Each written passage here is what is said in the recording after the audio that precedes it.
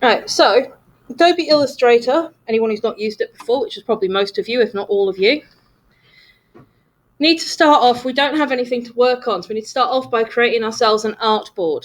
So File, New. Ideally give it a name for what you're going to do. Click OK when you're done. I've set mine to A4. No, don't switch. Away. Right. There is my A4 sheet of paper,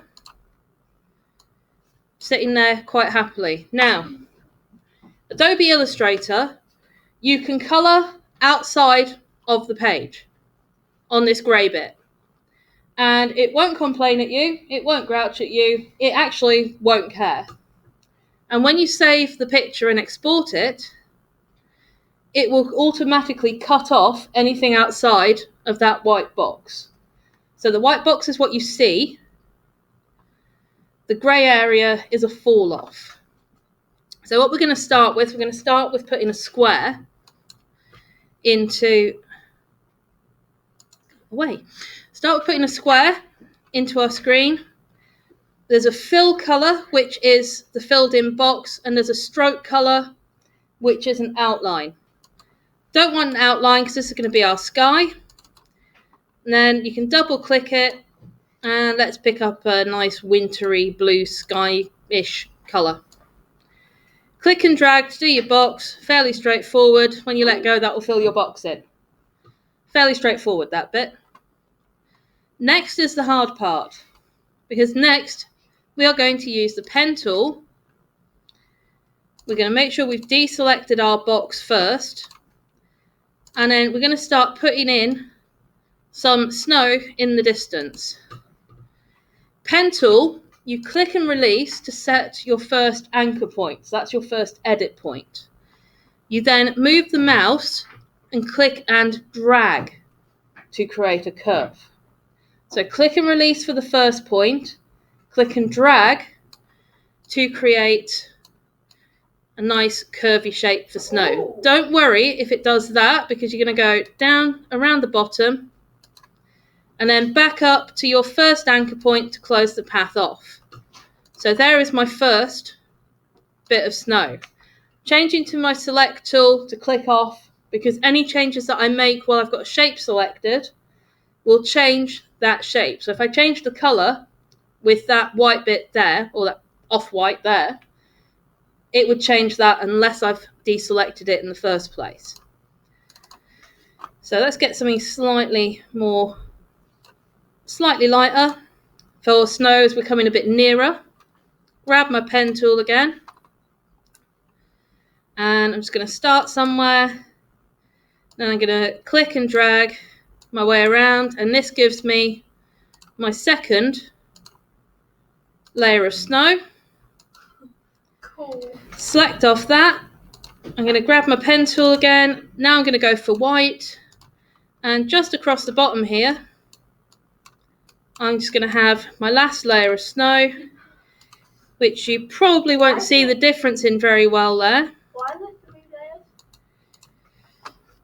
But it is lighter. So I've got 3 layers of snow for snow going further away. And I've got my nice background up there as well. Snowman, probably one of the easier bits. Press and hold with the left mouse button to bring up the hidden menus in Illustrator. And I'm going to grab my ellipse button. My shift key, pressed when I click and drag, will give me a nice circular shape. And I'm just going to line my snowman here up with the bottom of my little snowfield there. And then we'll have a slightly smaller circle, which will overlap that one.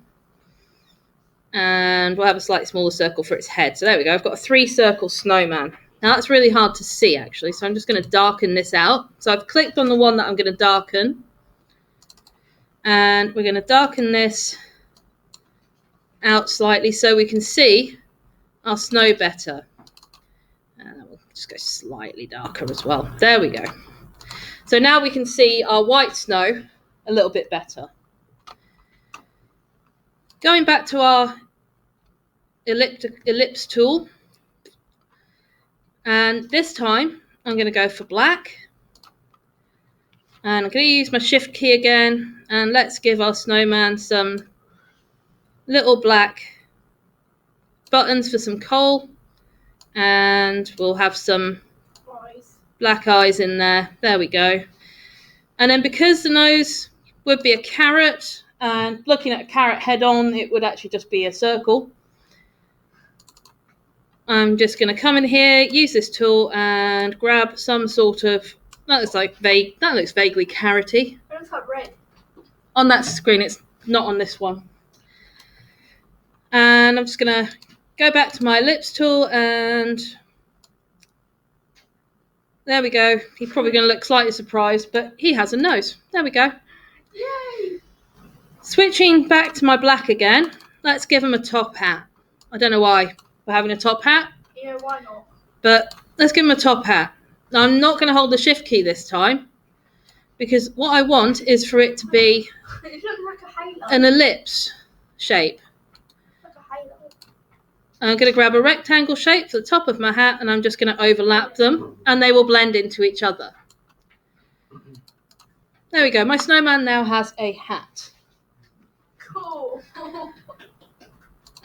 We have a line tool, which is that one. Get the right one, that helps. Now this time, I'm going to switch these because I don't want a fill, I want a stroke.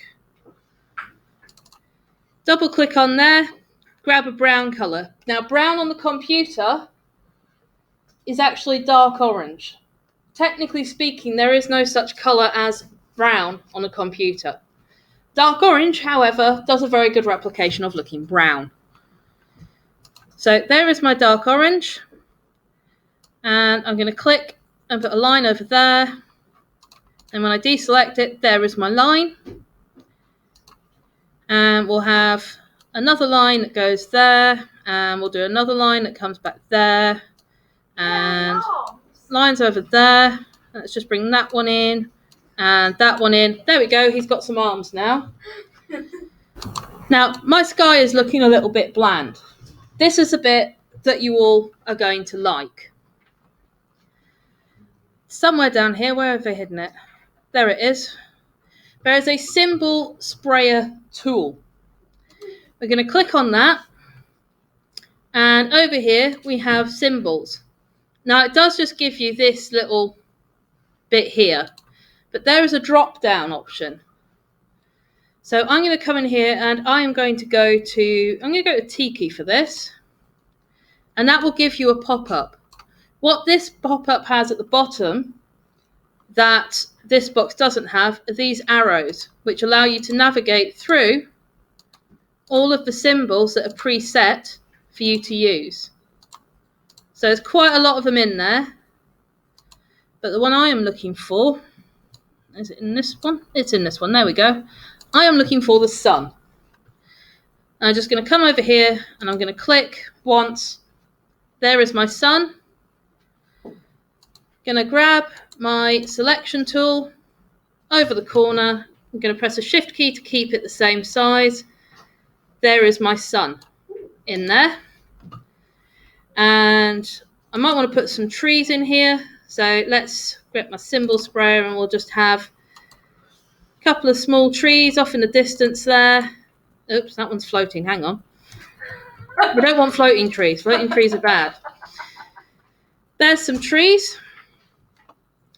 And what I'm going to do now is I'm just going to put these, I'm going to arrange it by sending it backwards a few times. First layer of snow.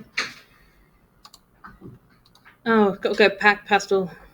Let's do it the other way. Let's send it to the back and then bring it forward too, because that's slightly quicker. So there are my trees, and what I might do now is just grab my pen tool, because obviously it's a snowy scene. So I'm just going to put some colour back into my fill. And let's just draw a little bit of white snow over the tops of these trees. So all you can see, because the snow's collected on the trees. So there we go. We now have some snowy trees. What you guys are going to do from this point is you guys are going to use the symbol sprayer, the pen tool, shape tools, and you're going to add in anything else you want and turn it into the start of a Christmas card. Or the front, not the start of a Christmas card, the front of a Christmas card. Which, if you then wanted to print it, you could send to, well, anyone you like, actually, to show off your newfound skills in Adobe Illustrator. One thing I will say, with the pen tool, expect to get frustrated. Expect it to go wrong the first 50 or so times. It will go wrong. Okay? Anyone have any questions? Why can we not just use Photoshop? Because Illustrator is what we call a vector editing program. Photoshop is a bitmap program. Vector, you can resize. It also has a symbol sprayer, which Photoshop does not have. We are using Illustrator to practice with vector graphics, which use a mathematical formula to resize them. Can we use paintbrush tool? You can, but it doesn't work the same in Illustrator as what it does in Photoshop. Can I use MS Paint? Nope, no one is using Paint. I already